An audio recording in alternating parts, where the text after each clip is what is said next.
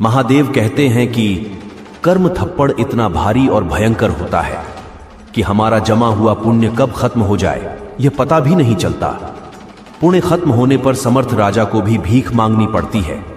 इसलिए कभी किसी के साथ छल कपट करके किसी की आत्मा को दुखी न करें।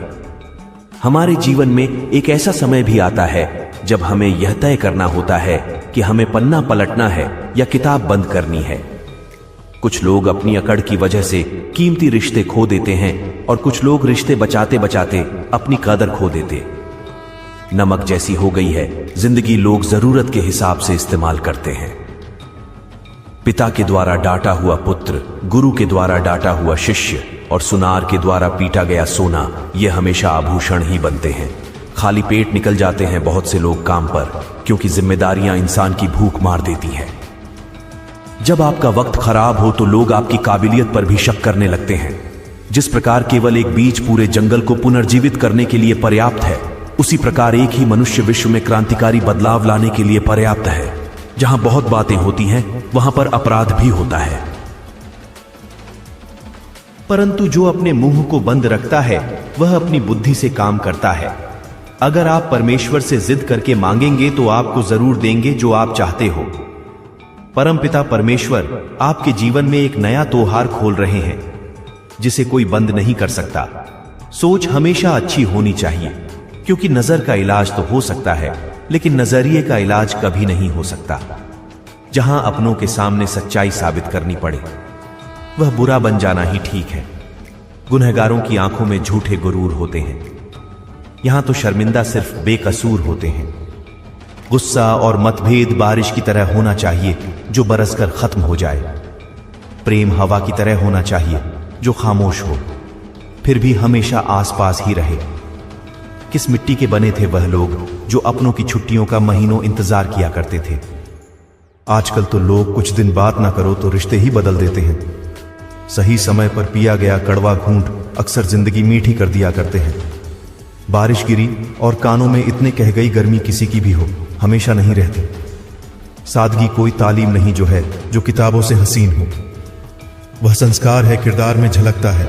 झूठी शान के परिंदे ही ज्यादा पर फड़फड़ाते हैं। बाज की उड़ान में कभी आवाज नहीं होती। मुर्गे से किसी ने पूछा, लोग तुम्हें चैन से जीने नहीं देते, काट कर खा लेते हैं।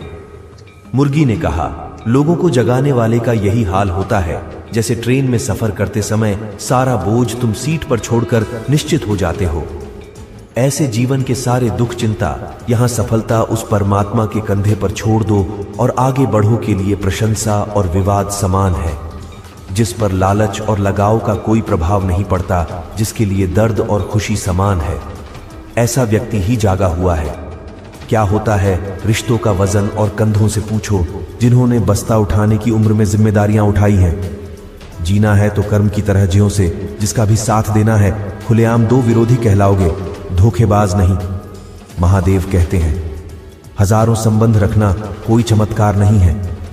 चमत्कार यह है आप ही के साथ संबंध रखें जो तब भी आपके साथ खड़ा रहे जब हजारों आपके खिलाफ हो।